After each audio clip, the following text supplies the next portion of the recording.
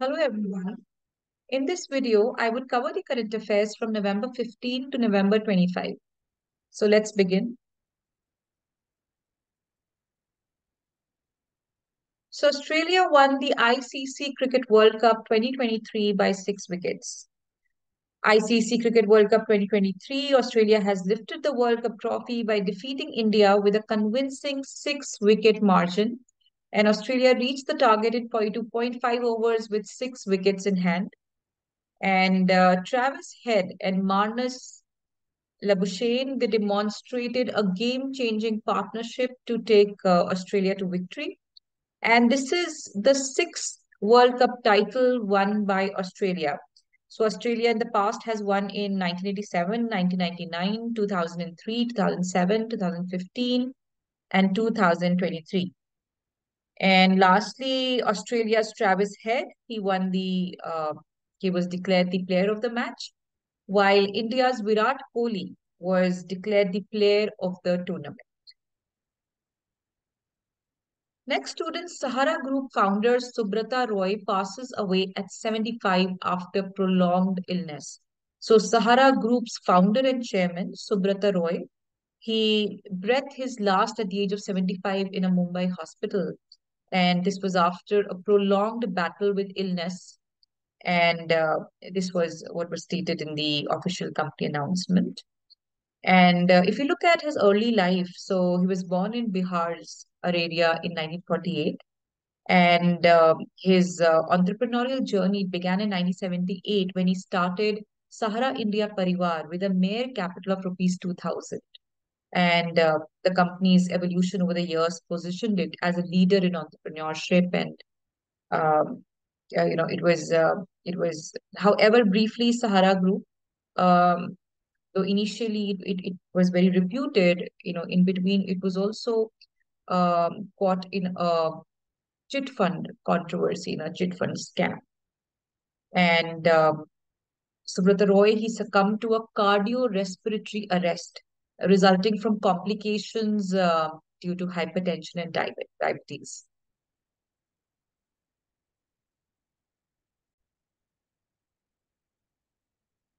Next, Virat Kohli breaks Sachin Tendulkar's record for most centuries in an ODI. So, in a historic moment in the ICC Men's Cricket World Cup, Virat Kohli became the first batter in the world to score 50 one-day international centuries. And in doing so, he surpassed the iconic Sachin Tendulkar's record of 49 century, solidifying his place as the leading century scorer in ODI cricket. So that was a remarkable achievement by King Kohli.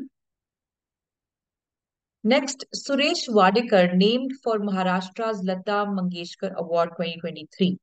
So students, like I've told you, in the past, that awards particularly are very important for all the competitive exams. So this news becomes important for you. So Suresh Wadekar, he has been named for Maharashtra's Lata Mangeshkar Award 2023. And he is an esteemed playback singer and also a national award winner. And his full name is Suresh Ishwar Wadekar. And he's been selected uh, for the prestigious Gan Samragini Lata Mangeshkar Award 2023. This announcement was made by the Cultural Affairs Minister Sudhir Mungatewar, and recognizing Wadekar's remarkable contribution to the world of music. He's also a Sangeet Natak Academy laureate in 2018, and he's been a very influential figure in the music industry. Next student, Salman Rushdie, honored with first Lifetime Disturbing the Peace Award. So, world-renowned author Salman Rushdie, celebrated for some of his groundbreaking works, like the Satanic Verses, though equally controversial also. So, he's received the first ever Lifetime Disturbing the Peace Award from the Vaclav Havel Center, and another Egyptian activist called Ala Abdel Fattah was honored with Disturbing the Peace Award for a courageous writer at risk, and during a ceremony held on November 14. And very interestingly, Uh, Rashti's Rashti was there at the event unexpectedly, and he's also won the Peace Prize of the German book trade this year. So he humorously pondered that on which side of the fence he really is, because he's won the Peace Award and Disturbing the Peace Award uh, together in the same year. So recently, Rushdie also unveiled the publication of his latest book titled Knife: Meditations After an Attempted Murder. So, again, students, like I've told you on a number of occasions in the past, that books and authors are very important. So, awards and books and authors. So, the latest book by Salman Rushdie, who's a very celebrated author, is Knife: Meditations After an Attempted Murder. Moving on, India achieves historic milestone in patent grants. So 41,000, more than 41,000 patents were granted in the year 23-24. So in a significant development, Commerce and Industry Minister Piyush Goyal announced that Indian Patent Office has achieved an unprecedented milestone by granting a record-breaking 41,010 patents in the current fiscal year, and this is in sharp contrast with 2013-14 fiscal year, when India had only filed or only India was only granted roughly 4,000 patents. So from 2013 to 2023, in less than 10 years, India has made a tenfold progress. And this was announced by Piyush Goyal, Minister of Commerce and Industry, on his social media platform X. And he said that this is the highest ever number of patents granted so far, highlighting the remarkable progress India has made in fostering innovation. So the number of patents, it is indicative of the growing uh, innovative spirit within the country. Next, students, second Voice of Global South Summit highlights. So recently concluded second Voice of Global South Summit marked a significant virtual gathering hosted by India. So there was this Voice of Global South. So, the countries which are located in the southern hemisphere primarily, they form a block or a group, not just because of their geographical location, a similar geographical location, but also because of the similar socio-economic scenario within the countries. So this summit, it was recently hosted by India. It was a virtual online summit, and it was in this summit. It is basically a follow-up to the January event, which showcased India's commitment to fostering collaboration among countries in Latin America and Asia and Africa and Oceania, collectively known as the Global South. So these are the countries in these continents: Latin America, Asia, Africa, Oceania. They're collectively known as the Global South. And the inaugural summit, it was themed Energy Security Development Roadmap to Prosperity. And they discussed the various perspectives, which were also discussed at the G20 summit. And this summit served as a pivotal conclusion to India's G20 presidency, and it functioned as a platform for member countries to share, their views and priorities, emphasizing the theme "Together for Everyone Growth with Everyone's Trust." So India displaying remarkable global leadership there. Shami becomes first Indian bowler to claim 7 wickets in a single ODI cricket match. So, in a historic display of skill and precision, Mohammad Shami, he made a record of taking 7 wickets in a single ODI cricket match, in single one-day international. And this extraordinary feat, it was achieved by him in India's World Cup semi-final match against New Zealand in Mumbai. And Shami, he took 7 wickets for 57 runs, and displaying a bowling excellence. And this remarkable achievement surpassed the previous best by Stuart Binney. So the record was held by Stuart Binney. He held this record, and this record was broken by Mohammad Shami. And not only did Shami secure a personal milestone, but he also etched his name in the, in the annals of World Cup history, and which means that this was the highest wicket taken in a World Cup match ever. Before this, the record was held by Ashish Nehra, who managed 6 wickets for 23 runs against England in the 2003 World Cup. Next, students, joint military exercise Mitra Shakti. It began in Pune, and what is important for you to know is that between which countries is this exercise held? So basically, this is to strengthen the cooperation between the Indian and Sri Lankan military forces. And it represents a significant step promoting a collaboration understanding between India and Sri Lanka. So it is an imperative that India fosters good ties and cooperation with its neighboring countries, especially in the face of growing challenges from China's dominance in this region. And it emphasizes the importance of joint military efforts and modern techniques in addressing the challenges of regional security and stability. Moving on, India ranks third in global unicorn ranking with 72 unicorns. So, what are unicorn students? Unicorns are basically startups or relatively new companies that have achieved a valuation of $1 billion.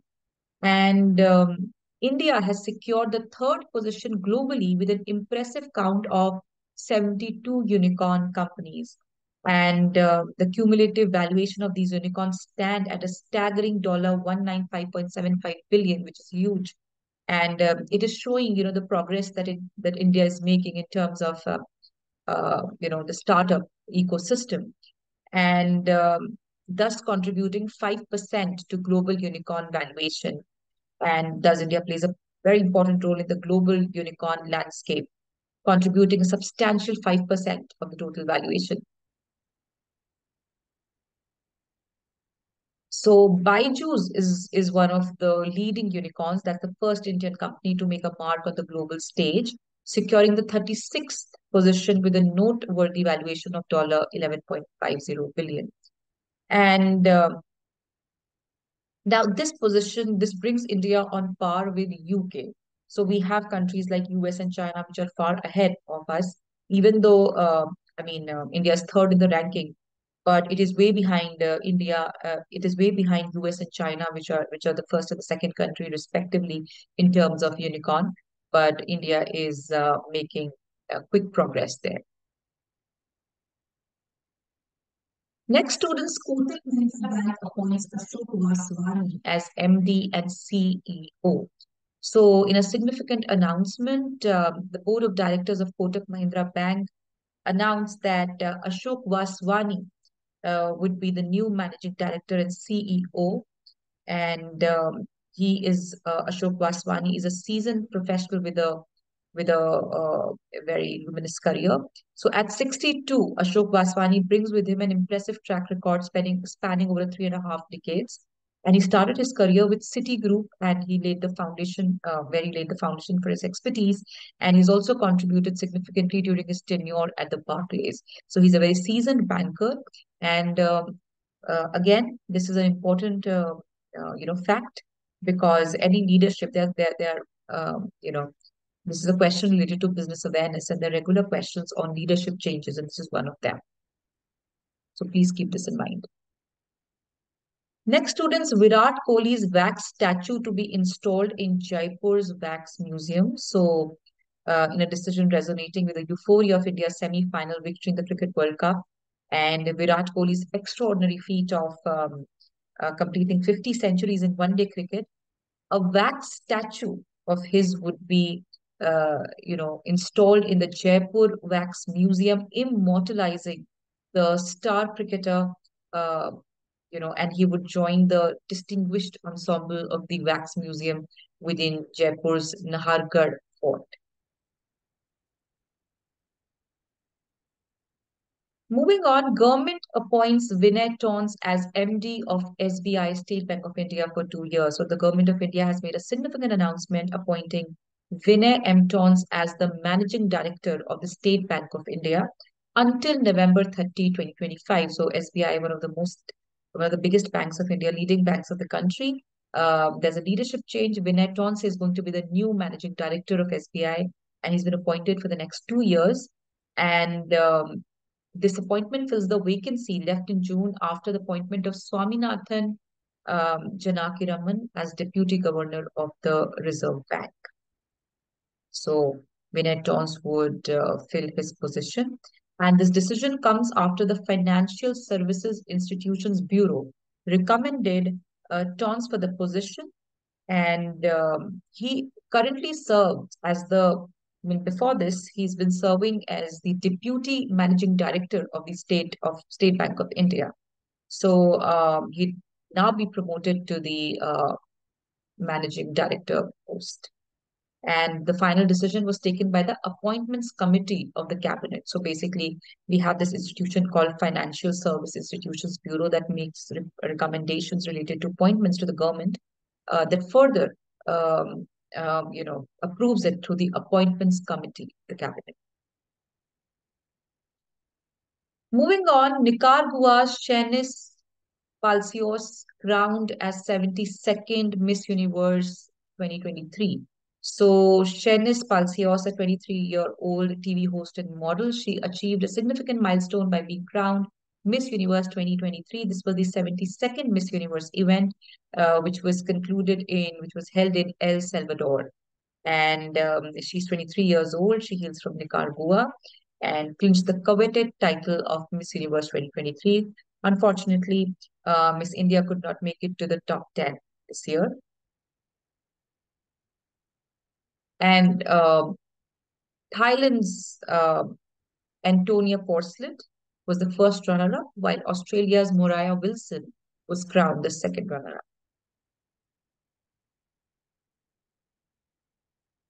India's GDP surpasses $4 trillion mark, a historic milestone. So, in a significant economic achievement, India's gross domestic product has crossed the $4 trillion mark in nominal terms. And it is indicative of India's robust economic growth and solidifies its position as a major global economic force. And India has achieved this by making consistent efforts and progress across various sectors. And particularly, it's the thriving entrepreneurial spirit of Indians that has contributed to this historic milestone. And India is also, as we all know, one of the fastest growing major economies in the world. Next, students, Mera Muti appointed as interim chief executive officer at OpenAI. So OpenAI, students, is a company behind ChatGPT, the company that owns ChatGPT. And Mera Muti is of Indian origin, and she's the creator of ChatGPT. And now she has been appointed as the interim chief executive officer. So she's not the the full or permanent chief executive officer. For now, she's been appointed as the interim chief executive officer, CEO, at OpenAI, which is a prominent artificial intelligence research and deployment company. And this decision came in the wake of Altman's departure, students. So Sam Altman, the CEO of OpenAI, he departed from the company and now his position has been taken by Mera Muti as the interim CEO. And Mera Muti is of Indian origin, was grown up in Albania, and her parents are of Indian origin, basically. And she's a 34-year-old mechanical engineer born in Albania to parents of Indian origin. And she has been an integral part of the OpenAI team, and she initially joined the company in 2018 as the vice president of the AI and the partnerships, and she's in fact the creator of ChatGPT. Next, students, India-US Joint Special Forces exercise Vajra Prahar 2023 commences in Meghalaya. So this is the 14th edition of the Indo-US joint special forces exercise called Vajra Prahar. So you should know that this is conducted between India and US. And this is a special forces exercise. And this signals a renewed commitment to enhance military collaboration and interoperability between Indian Army and the US Army Special Forces. This exercise was initiated in 2010, and it stands as a testament to the robust partnership between the two armies, and it would focus on the exchange of best practices and experiences, with particular emphasis on joint mission planning and operational tactics.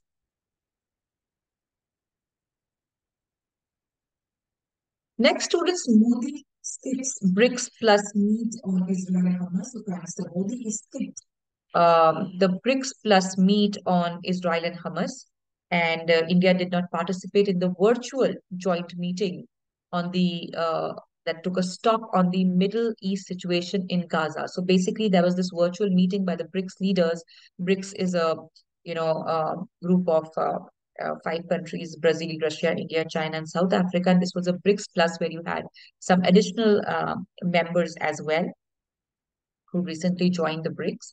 And this meeting basically, the objective was to take a stock on the Middle East situation, that is the situation in Gaza and the conflict between Israel and Hamas.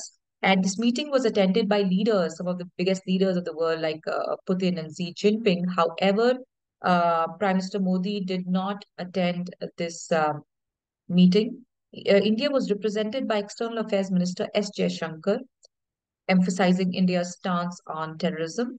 And Modi's absence did raise eyebrows, and there were, calls for ceasefire in this meeting. Basically, the two side, basically all the countries, they called for uh, the two countries, Israel and Palestine, to call for a ceasefire. And they condemned, what is important for you to know is that they condemned Israel's collective punishment of Palestinian civilians. That means, in a way, this was a pro-Palestine stand, and the leaders urged the countries to end the hostilities.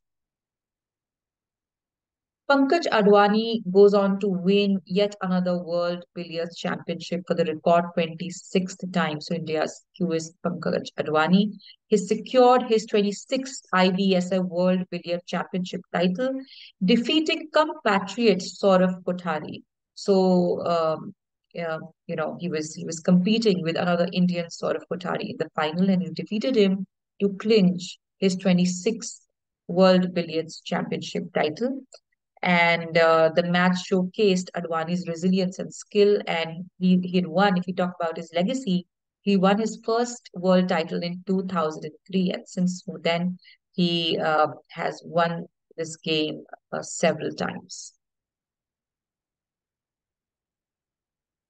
Next, students, in a good news, Israel and Hamas reached truce deal set to release 50 hostages. So Israel and Hamas have reached a significant diplomatic breakthrough in their ongoing conflict. And this deal involves the release of at least 50 hostages and numerous Palestinian prisoners. And the agreement also includes a 4-day truce for besieged Gaza residents after weeks of intense warfare. And as part of the deal, Palestinian militants are set to release 50 women and children who were kidnapped during a raid in southern Israel. And here, uh, you know, the Hostages and Missing Families Forum group expressed happiness about it. And here, what is important is that after this happened after weeks of negotiations facilitated by Qatar.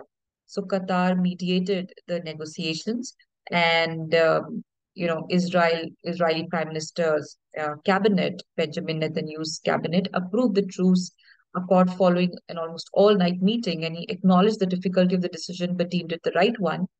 And Hamas welcomed the humanitarian truce, indicating that 150 Palestinians would be released from Israeli jails.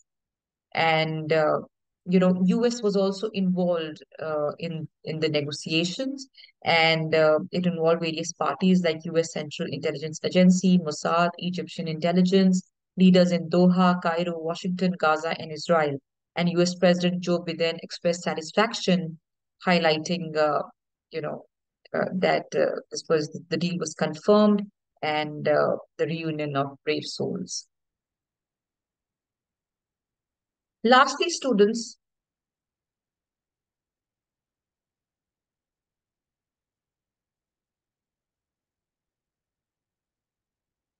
yeah. The Langlands program, it is the world's largest mathematics project, students. So the Langlands program, please keep the name in mind, Langlands program. This is the world's largest mathematics project. And 5 years ago, in 2018, Dr. Langlands, he was awarded the Ebel Prize, one of the highest honors for mathematicians. And he had started this whole project, and this was a groundbreaking initiative called the Langland Program.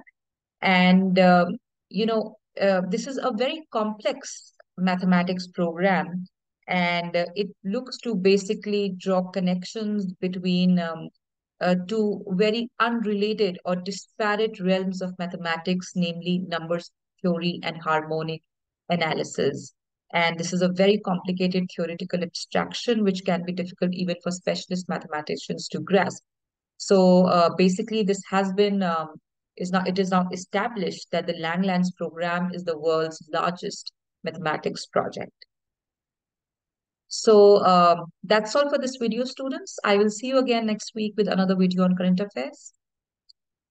Bye bye till then.